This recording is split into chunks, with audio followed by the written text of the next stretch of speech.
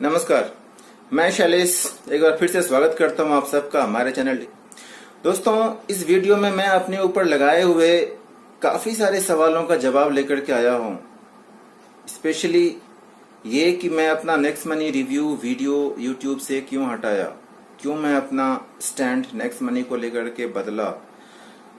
बातों से परे आज मैं आपके लिए वो सारे फैक्ट्स लेकर के आया हूं जिसके बाद आप नेक्स्ट मनी रिव्यूअर्स की बातों को सोचने से पहले कई बार सोचेंगे। बने रहिए इस वीडियो में अंत तक, स्किप नहीं कीजिएगा। आपके लिए बहुत अमेजिंग इन्फॉर्मेशन उन पॉइंट्स को उठाने वाला हूं जो खुद ही मैं अपने वीडियो में उठाया था। Youngest CMD of India mister Abhishek Kumar Barman, इस बात में कितनी सच्चाई है, क्यों ये बातें निकल करके आई थी।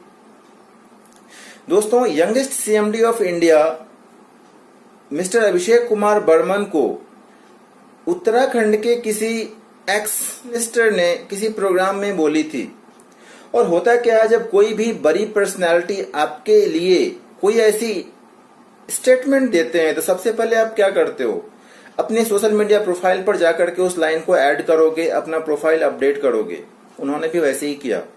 गूगल का जो एल्गोरिथम है उसके मुताबिक जब कोई भी चीज किसी वेबसाइट पर अपडेट होती है और उस इंफॉर्मेशन को बार बार लोग सर्च करते हैं तो वो इंफॉर्मेशन वहां से निकाल करके आपको दिखा देगी।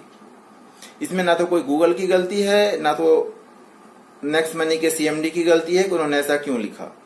और कायदे से देखी जाए तो किसी कंपनी का सीएमडी यंगेस्ट है या ओल्डेस्ट, इस बात से कंपनी के प्रोफाइल पर कोई असर नहीं पड़ता है, उसके इकोनॉमिकल स्टेटस पर कंपनी का कोई इसका असर नहीं पड़ता है। अब मैं सीएमडी से फोन पर हुई बात, मेरी डायरेक्ट बात हुई थी उनसे और उनमें उन्होंने अपनी लाइफ के बारे में कई सारे फैक्ट्स शेयर किए थे हमसे। हालांकि वो इस ऑडियो को रिकॉर्ड करने के लिए मना किए थे, इसलिए हमने उसको रिकॉर्ड तो नहीं किया, लेकिन उन बातों को मैं आज आपके सामने बताना चाहूंगा। वो बाई बॉर्न बिहार के गया जिले से, रांची में वो पले बढ़े, लेकिन उसके बाद यहाँ हायर एजुकेशन के लिए जब वो पूना आए तो स्टूडेंट लाइफ में ही वो मल्टी लेवल मार्केटिंग के कॉन्सेप्ट में शामिल हो गए थे। ड्यूसॉफ्ट कंपनी को ज्वाइन किए। उसके बाद फिर वो प्रोडक्ट बेस्ड मार्केट की तरफ आगे बढ़े, आरएमपी कंपनी में काम किए। आरएमपी जो कि आज के डेट पर एमआई लाइफ स्टाइल के नाम से चल रही है। लेकिन कहीं न कहीं प्रोडक्ट बेस्ड कंपनियों के लिमिटेशंस को देखते हुए फिर वो एमएलएम इंडस्ट्री से आउट हो गए।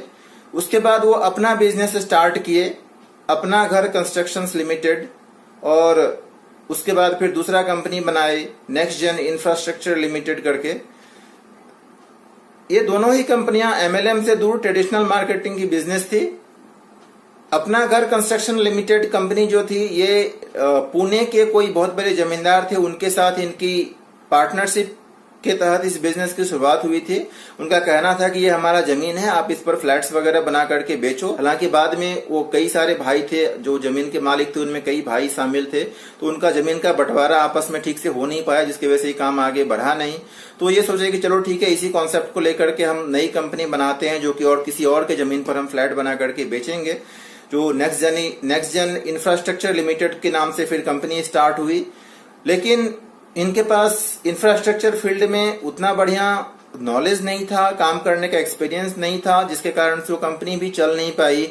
और फाइनली इन दोनों कंपनियों को गवर्नमेंट ऑफ इंडिया के रूल्स के मुताबिक स्ट्राइक ऑफ कर दिया गया। यहाँ भी बहुत बड़ी बात है, स्ट्राइक ऑफ होना और कंपनी का बंद होना, दोनों में बहुत अंतर है। Strike off is like something कि आप किसी बैंक में जाकर के अकाउंट खुलवाते हैं और फिर अगर आपको लगता है कि नहीं, मेरे पास ऑलरेडी 3-4 अकाउंट हैं तो मैं इस अकाउंट को ज्यादा दिन नहीं चलाऊंगा, और फिर कुछ दिन के बाद आप उसको बंद कराने के लिए जाते हो तो कंपनी अपना सारा हिसाब किताब निकालेगी वो बैंक, और अगर आपके ऊपर कोई ड्यू है तो आप उसको क्लियर करके आप उसको बंद करा सकते हो। तो ये बंद कराने का प्रोसेस होता है। ठीक उसी तरीके से अगर आप कोई कंपनी स्टार्ट करते हो और आपको लगता है कि हाँ, ये कंपनी मुझे बंद करनी है, तो गवर्नमेंट ऑफ इंडिया के रूल्स के मुताबिक जो भी उनके ऑडिटिंग के क्राइटेरिया है उसको मीट करते हुए आप कंपनी को बंद करा सकते हो, and that is called strike off. Strike off मतलब यह है कि आपने कंपनी रूल्स के मुताबिक एक भी पैसे का कंपनी से फ्रॉड नहीं किया है और कंपनी को बंद कर दिया। तो इसमें कोई बड़ी बात नहीं है। अगर हम 4 कंपनी चला रहे हैं और हमें लग रहा है कि नहीं ये कंपनी हमें नुकसान दे रही है तो मैं एक कंपनी को बंद कर सकता हूं,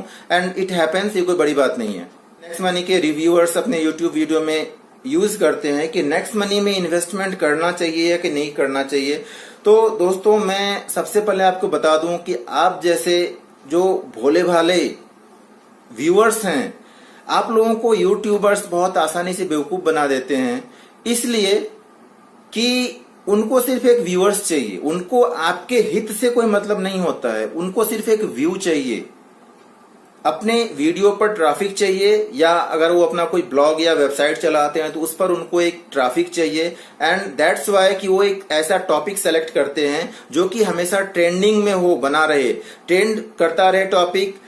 उसी टॉपिक को लोग मैक्सिमम सर्च करेंगे आकर के यूट्यूब पर, तो जब सर्च करेंगे तो उनका वीडियोस निकल के आएगा और फिर उसको लोग देखेंगे, उनको ट्रैफिक मिलेगा। आपके देखने से कुछ पैसा उनको जरूर मिल जाएगा, लेकिन अगर आप उनके ओपिनियन को देखते हुए गलत इन्फ्लुएंस हो जाते हैं तो उससे आपका नुकसान, खुद का नुकसान होगा, उनका कोई नुकसान नहीं होता है।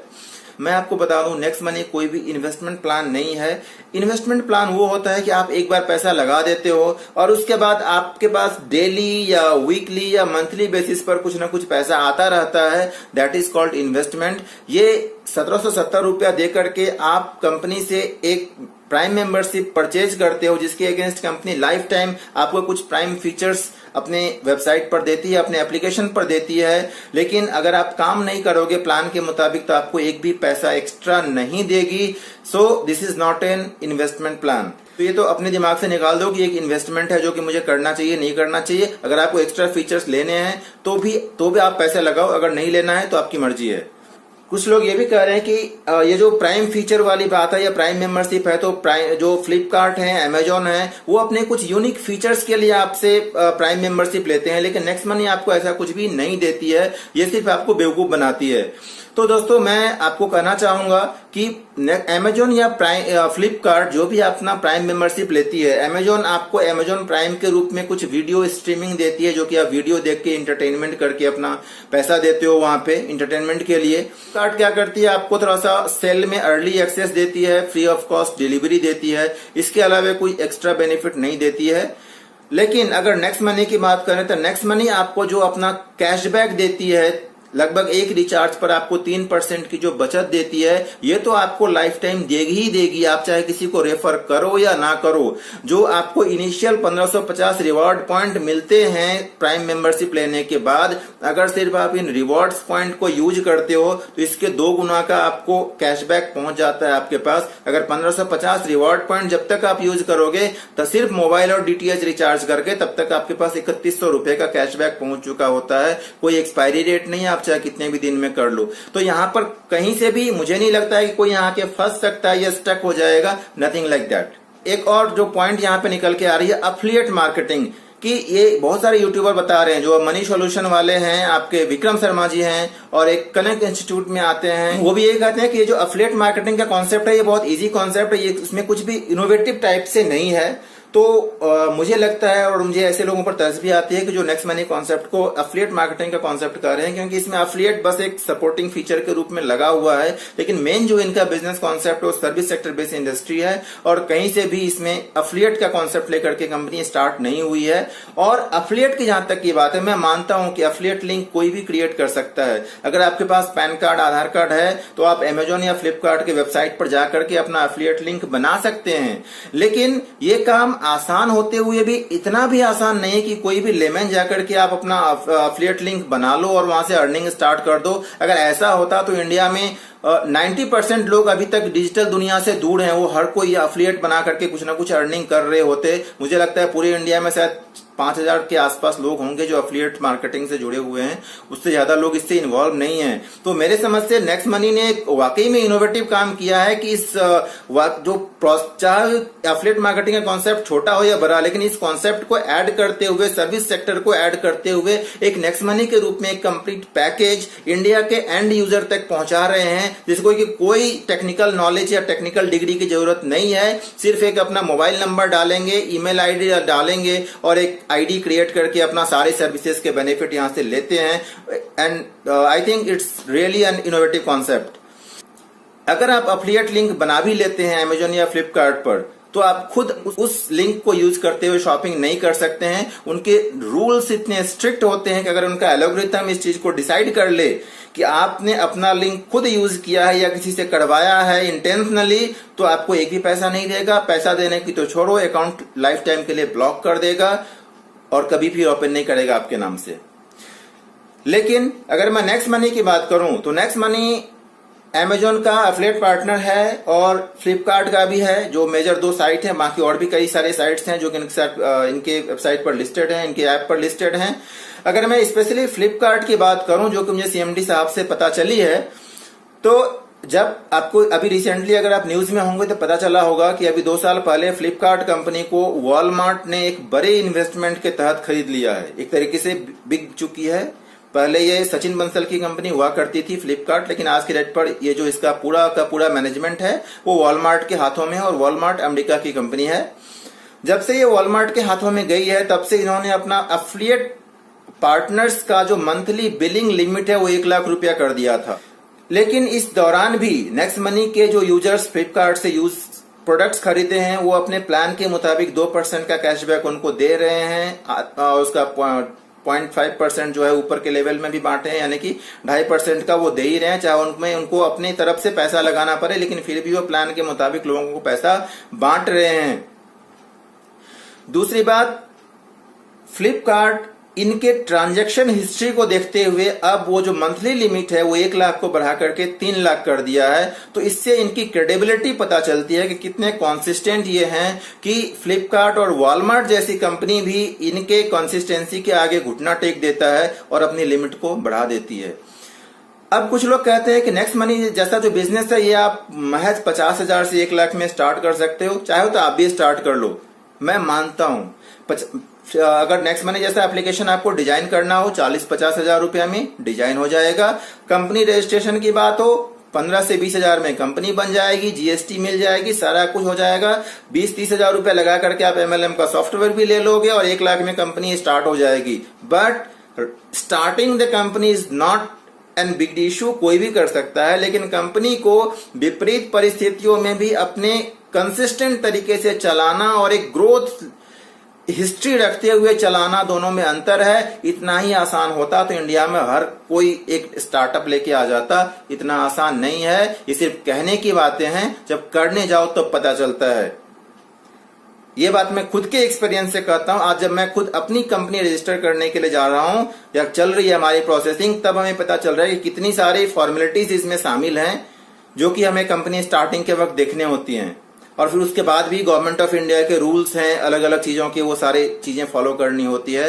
तो कोई स्टार्टअप आप लेके आओ तब समझ में आती हैं चीजें। किसी पर उंगली उठाना या कीचड़ उछालना, इट्स वेरी सिंपल। अब मैं आपको नेक्स्ट मनी के कुछ फ्यूचर प्लानिंग के बारे में बताना चाहूंगा। नेक्स्ट मनी जो अगले कुछ महीनों में लेकर के आने वाली, सबसे पहले तो बीबीपीएस सर्विस जो भारत बिल पेमेंट सर्विस है वो लेकर के आने वाली है। और उसके बाद जो नेक्स्ट मनी के प्राइम यूजर्स नहीं भी हैं वो भी यहां से अपना बिल पेमेंट कर सकते हैं, अपना रिचार्ज के सर्विसेज ले सकते हैं, वो सबके लिए ओपन हो जाएगा। कंपनी बहुत जल्दी अपना यूपीआई सिस्टम लेकर के आने वाली है। यूपीआई सिस्टम मतलब यह है कि आप जैसे आप पेटीएम या गूगल पे को यूज करते हुए अपने एक बैंक से पैसा दूसरे बैंक को ट्रांसफर कर देते हैं, या किसी पेटीएम का अगर स्कैनर लगा हुआ है या जीपे का स्कैनर लगा हुआ है तो आप किसी भी फोन पे से यूज कर लो या भीम ऐप से यूज कर लो। तो ठीक उसी तरीके से अगर कहीं नेक्स्ट मनी का यूपीआई सिस्टम से ऐड होने के बाद अगर उसका कहीं स्कैनर लगा हुआ है तो आप किसी भी कंपनी के पेमेंट गेटवे से अपना पेमेंट कर सकते हो। या अगर भीम का ही कहीं एपीआई लगा हुआ है या किसी और जीपे का लगा हुआ है, आप अपने नेक्स्ट मनी के क्यूआर कोड से उसको पेमेंट कर सकते हो डायरेक्ट यूपीआई से अपने अकाउंट को लिंक करते हुए। तो ये बिल्कुल कॉमन सर्विस हो जाएगा, बाकी कंपनियों की तरह ओपन हो जाएगा। इसके अलावा नेक्स्ट मनी अपना एक बहुत ही जबरदस्त सा कॉन्सेप्ट और लेकर के आ रही है, जो है हॉलीडे पैकेज सेलिंग का। ये इनका वेबसाइट भी इसके लिए तैयार हो चुका है, अभी बैकएंड में काम इस पे जारी है। 1 या 2 महीने के अंदर ये भी सर्विस स्टार्ट हो जाएगा। अगर आप कोई हॉलीडे पैकेज इनके साथ टाई अप होकर के बेचना चाहते हैं, बेच सकते हैं, वहां से भी आप अच्छा खासा इनकम ले सकते हैं। Before concluding, I just want to tell you that किसी भी रिव्यू वीडियो को पत्थर की लकीर मानने से पहले आप एक बार अपने दिमाग से एक बार सोचिएगा जरूर कि जो फैक्ट्स आपको कोई बता रहा है उस फैक्ट्स में कितनी सच्चाई है, या जो इंसान वो रिव्यू कर रहा है उसकी क्रेडिबिलिटी क्या है, वो खुद अपने लाइफ में क्या कर रहा है, किस लेवल पे है, कितना सक्सेस है। तभी उसकी बात को माने या फॉलो करें। ब्लाइंडली किसी को फॉलो ना करें, क्योंकि आपके भोलेपन को यूज करते हुए वो अपने वीडियो पर, अपने ब्लॉग पर, अपने वेबसाइट पर ट्रैफिक लेके जाता है। आपको कुछ नहीं मिलेगा। अपना बीच में वो लिंक भी डालेंगे, उस लिंक को यूज करते हुए अगर आप कुछ परचेज करते हैं तो वो पैसा भी वहां से कमाएंगे, वीडियो से भी एड पे पैसा कमाएंगे, मल्टीपल वेज से आपको यूज करके वो पैसा कमाते हैं। आप बस ये समझ लीजिए कि जो इंसान YouTube पर बैठ के रिव्यू दे रहा है ना, वो आपका हित ना भी हो, लेकिन वो इंसान आपका हित जरूर चाहता है जो इस कॉन्सेप्ट को लेकर के आपके पास गया हुआ है। तो आप उनके बातों पर भरोसा करो, प्लान को समझो। प्लान में अगर कोई डाउट है तो आप उनके सीनियर से बात करो, उनके सीनियर से भी बात करो। लेकिन आप उनकी बातों को न मानते हुए YouTube पर आकर के एक सेकंड ओपिनियन लेने की कोशिश करते हो। ओपिनियन लेने में कोई बुराई नहीं है, लेकिन ओपिनियन लेने के बाद उन जो फैक्ट्स आपको बताए जाते हैं उसको एक बार क्रॉस चेक जरूर करो। Thank you. इन्हीं बातों के साथ मैं अपनी बातों को खत्म करता हूं। मिलते हैं फिर अगली वीडियो में किसी और टॉपिक के साथ। तब तक के लिए नमस्कार।